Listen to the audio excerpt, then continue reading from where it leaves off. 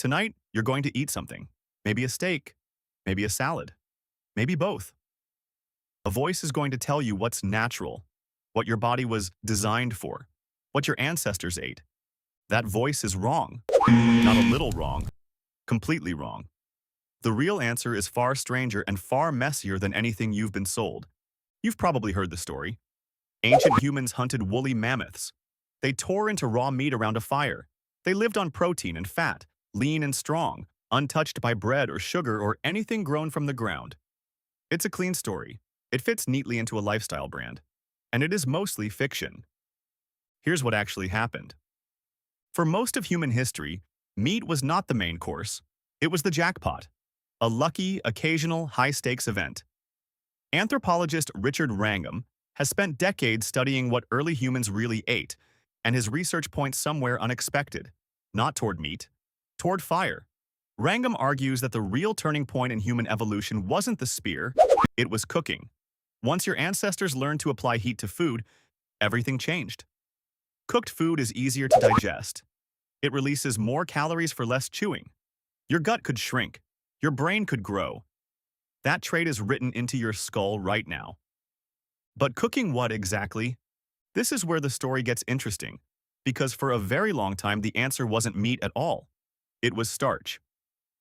Biological anthropologist Amanda Henry examines something almost nobody thinks to look at: the plaque stuck on ancient teeth. Fossilized dental calculus, preserved for tens of thousands of years, sealed in the exact meal residue left behind by people who are long gone. And inside that plaque, Henry found starch grains. Grains from tubers. Grains from roots. Grains from wild grasses that predate farming by tens of thousands of years. Neanderthals, the supposed brutish meat-eaters of pop culture, were eating cooked plants. Regularly. Deliberately. Your ancestors were not gnawing on mammoth ribs every night. They were digging. Roots, tubers. Underground storage organs packed with calories and protected from weather, predators, and seasons. Digging sticks, not spears, may have been the most important tool early humans carried. A tuber doesn't run away. It doesn't require tracking, ambushing, or a lucky throw. It just requires knowing where to dig and remembering where you dug last time.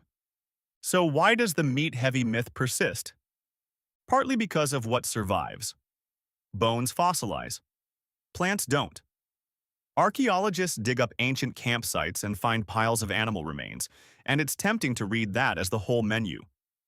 But primatologist Catherine Milton, who studied both wild primates and modern hunter-gatherer societies, pushed back hard on this assumption. Milton's research compared the diets of our closest living relatives, chimpanzees, with human dietary needs, and found something your brain quietly depends on. Humans require a level of dietary quality that pure folivory, leaf eating, could never sustain. But that quality didn't have to come from meat alone. It could come from fruit, from nuts, from tubers, from insects, from anything dense and reliable enough to fuel a growing brain. The real ancient diet wasn't a menu, it was a strategy. Eat what's available, eat what's dense, eat what's safe, adjust constantly. A coastal group might live largely on shellfish and fish, foods so calorie efficient that some researchers link seafood access to the very expansion of the human brain. A savanna group might depend on tubers through the dry season and switch to fruit and insects when the rains came. There was no single ancestral diet. There were thousands of them, shifting by geography, by season, by sheer chance. Here's the twist that should really unsettle you. Ancient humans weren't eating clean. They were eating opportunistically and often desperately. Feast, then famine. A successful hunt might mean gorging on fat and organ meat for days because there was no refrigerator, no way to save it for later. Then nothing. Weeks of foraging, digging, scraping by on whatever the land offered. Your body still carries the memory of that rhythm. The reason a slice of cake can feel almost impossible to resist isn't a personal failure.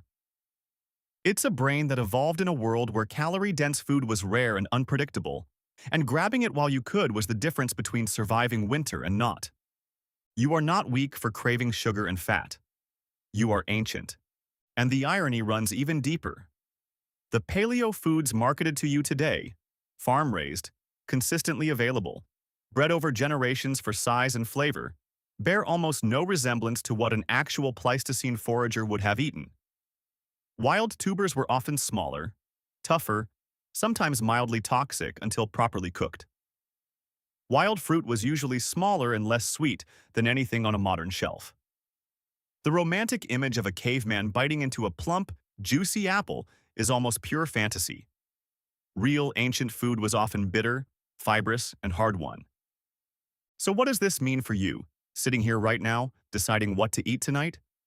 It means the question, what did ancient humans eat, was never going to have a single answer because it never had one. It means your body isn't a machine calibrated for one ideal ancestral menu. It's the product of a species that survived precisely because it could eat almost anything, adapt to almost any environment, and switch strategies when the old ones stopped working. That flexibility is not a flaw in your biology. It is the whole point of your biology. Every time you scan a menu, every time you feel pulled towards something rich and dense with calories, every time you crave variety after eating the same thing for days, you are running software written over millions of years by ancestors who never knew where their next meal was coming from. Their uncertainty became your instinct. You don't need to eat like a caveman. You already do, in the ways that matter most. You crave diversity because they needed diversity. You crave fat and sugar because those meant survival when survival wasn't guaranteed. You adapt to new foods, new environments, new circumstances because that adaptability is the actual inheritance, not any single food on any single plate. Tonight, you're going to eat something. And this time, you'll know the truth. There was never one ancient diet waiting to be rediscovered. There was only a species clever enough, flexible enough, and hungry enough to eat its way across the entire planet.